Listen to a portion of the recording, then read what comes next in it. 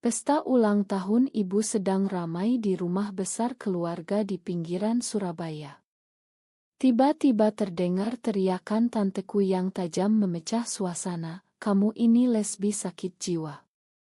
Bagaimana mungkin kamu melakukan ini di depan semua orang?" Semua mata langsung tertuju padaku, Rina Wijaya, yang berdiri membeku di tengah ruangan penuh dekorasi bunga dan kue ulang tahun besar. Tanpa pikir panjang lagi, aku meraih tangan Lina, pacarku yang selama ini kusembunyikan sebagai teman dekat, menariknya mendekat dan mencium bibirnya dengan penuh emosi tepat di depan semua kerabat yang terkejut. Suara teriakan semakin kencang, ibuku hampir pingsan, ayahku berdiri dengan wajah merah padam, dan sepuku langsung berteriak minta aku keluar dari rumah. Aku merasa dunia berputar, tapi ciuman itu seperti pelepasan yang sudah kutahan bertahun-tahun. Lina balas menciumku sebentar, matanya penuh ketakutan tapi juga kelegaan. "Rina, apa yang kamu lakukan?" bisiknya pelan di antara keributan. Aku tidak menjawab, hanya memeluknya lebih erat sambil menatap keluargaku yang kini menatap kami seperti monster. Malam itu, setelah keributan mereda sedikit, aku duduk di teras belakang sendirian sambil merokok yang jarang kulakukan. Pikiranku melayang ke 10 tahun lalu ketika aku masih mahasiswa di Bandung. Saat itu aku bertemu Mira di kampus Universitas Padjadjaran. Dia gadis ceria dengan senyum yang selalu membuat hari-hariku cerah. Kami sering belajar bersama di perpustakaan, lalu pelan-pelan pertemuan itu berubah jadi sesuatu yang lebih dalam. Aku ingat betul malam pertama kami jalan di Taman Cikapundung, tangan kami saling genggam diam-diam karena takut ketahuan. "Rina, aku suka kamu lebih dari teman," katanya pelan saat itu. Aku juga merasakan hal yang sama. Tapi keluargaku di Surabaya sangat konservatif. Setiap telepon dari ibu selalu berisi pertanyaan tentang pacar cowok dan kapan nikah. Aku mulai takut, dan ketakutan itu membuatku menjauh dari Mira pelan-pelan. Kembali ke pesta, suara ibuku memanggil dari dalam rumah. "Rina, masuk sini sekarang." Aku berdiri dengan kaki gemetar, Lina mengikuti di belakangku. Ruang tamu sudah sepi, hanya ada ibu, ayah, dan tanteku yang masih menatap kami dengan mata penuh kecewaan. "Kamu bikin malu seluruh keluarga," kata ayahku dengan suara rendah tapi penuh amarah. Aku mencoba menjelaskan, tapi kata-kata tak keluar. Di kepalaku, gambar Mira tersenyum dulu kembali muncul, membuat dada sesak. Aku pernah menyangkal cinta itu demi keluarga, dan sekarang sejarah seolah berulang. Tapi kali ini aku tak mau lari lagi. Ibu menarikku ke kamar belakang, pintu ditutup keras. "Rina, kamu sudah gila. Dari mana kamu kenal perempuan seperti itu?" "Lina kan katanya teman kerja." Suaranya bergetar antara marah dan sedih. Aku duduk di tepi tempat tidur, tangan masih memegang tangan Lina yang dingin. "Ma, ini bukan penyakit." "Aku mencintai Lina," jawabku pelan, tapi ibu langsung memukul meja. "Cinta? Kamu lupa bagaimana dulu kamu hampir bikin ayahmu stroke karena rumor di kampus." Kata-kata itu seperti pisau. Aku langsung teringat lagi ke masa lalu yang selama ini kusembunyikan rapat-rapat. Di Bandung tahun 2014, setelah hampir 1 tahun bersama Mira, rumor mulai menyebar. Teman sekamarku melihat kami berpegangan tangan di sebuah kai kecil dekat kampus. Berita itu sampai ke telinga sepuku di Surabaya, lalu ibuku menelepon malam-malam. "Rina, ada apa dengan kamu dan teman perempuanmu itu? Jangan bikin malu keluarga." Saat itu aku panik. Aku takut kehilangan segalanya, beasiswa, dukungan keluarga, bahkan masa depan. Jadi ketika Mira datang ke kosanku dengan mata berbinar membawa hadiah ulang tahun, aku bilang keras, "Mira, kita cuma teman. Aku nggak bisa begini. Keluargaku nggak akan pernah terima." Wajah Mira pucat seketika. Dia menangis diam-diam, lalu pergi tanpa kata. Aku tak pernah tahu dia pindah ke Jakarta dan berusaha melupakan aku. Sekarang, di depan ibu, aku merasa semua dosa masa lalu kembali menghantui. Lina memegang lenganku, "Rina, kita bisa pulang kalau kamu mau." Tapi aku menggeleng. Aku tak mau lari lagi seperti dulu. Pagi harinya, berita sudah menyebar ke seluruh kerabat. Telepon tak berhenti berdering. Sepupu-sepupu menelepon, bertanya dengan nada jijik. Ayahku duduk di ruang tamu, membaca koran tapi matanya kosong.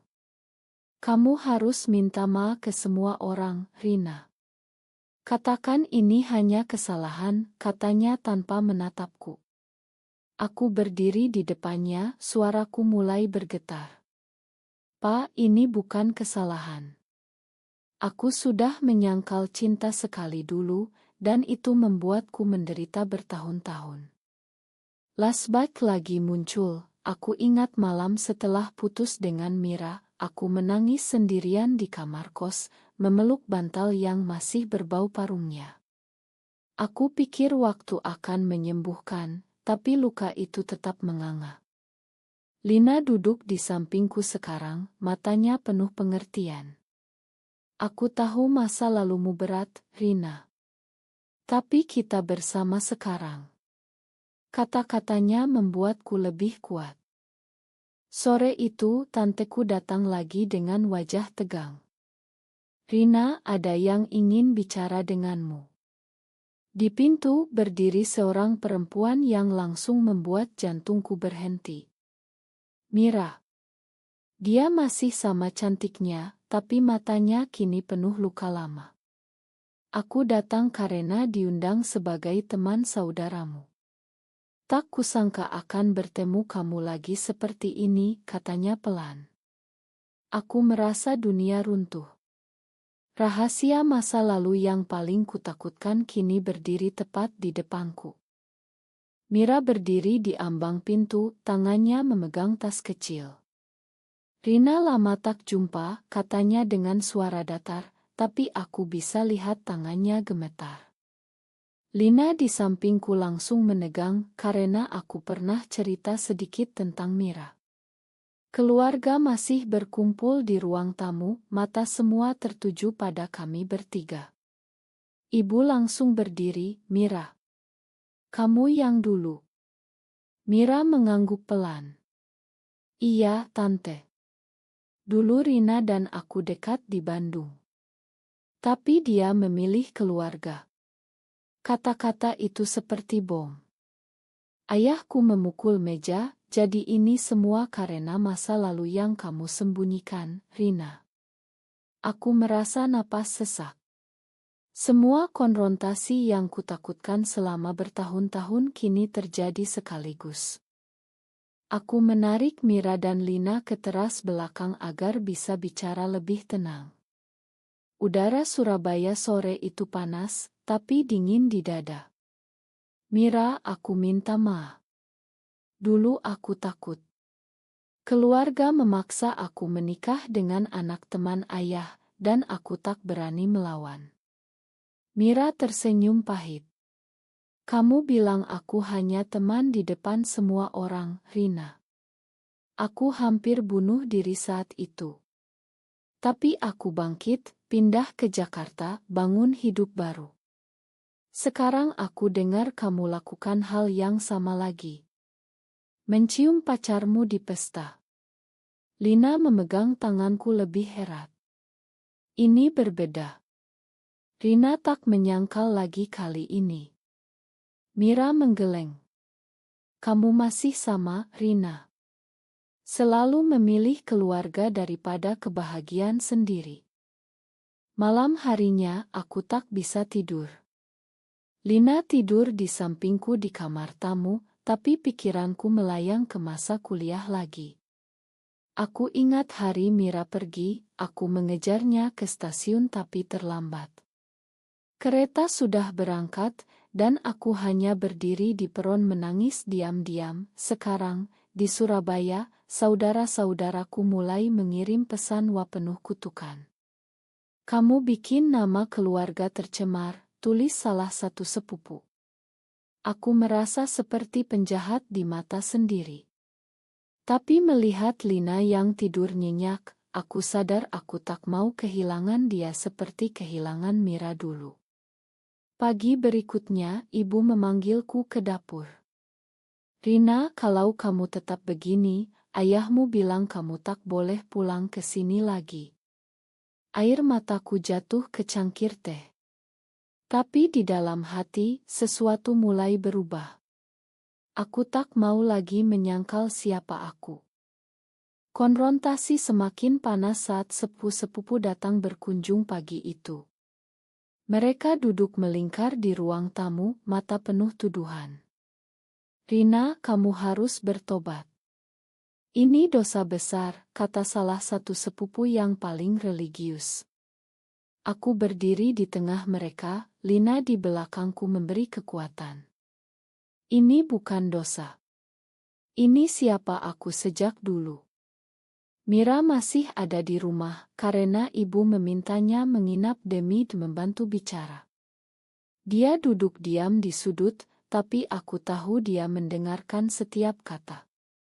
Lasbat kembali datang, di Bandung setelah putus, aku mencoba pacaran dengan cowok yang diatur keluarga. Namanya Andi, anak teman ayah. Tapi setiap kali dia pegang tanganku, aku hanya ingat sentuhan Mira. Akhirnya aku putuskan juga, dan keluarga semakin curiga. Sekarang di Surabaya, ayahku akhirnya bicara panjang lebar. "Rina, aku dan ibumu sudah berkorban banyak untukmu. Kuliah di Bandung, rumah ini. Kamu mau buang semua karena ini." Suaranya pecah. Aku merasa bersalah luar biasa, tapi juga marah. "Pa, aku pernah berkorban cinta demi kalian. Mira hancur karena aku. Aku tak mau ulangi kesalahan itu dengan Lina." Mira akhirnya angkat bicara. "Rina, aku sudah makan kamu lama. Tapi lihat sekarang, kamu masih buat orang lain sakit kalau tetap sembunyi." Lina menatap Mira dengan mata berkaca. "Aku tak mau Rina sembunyi lagi. Kami akan hadapi ini bersama."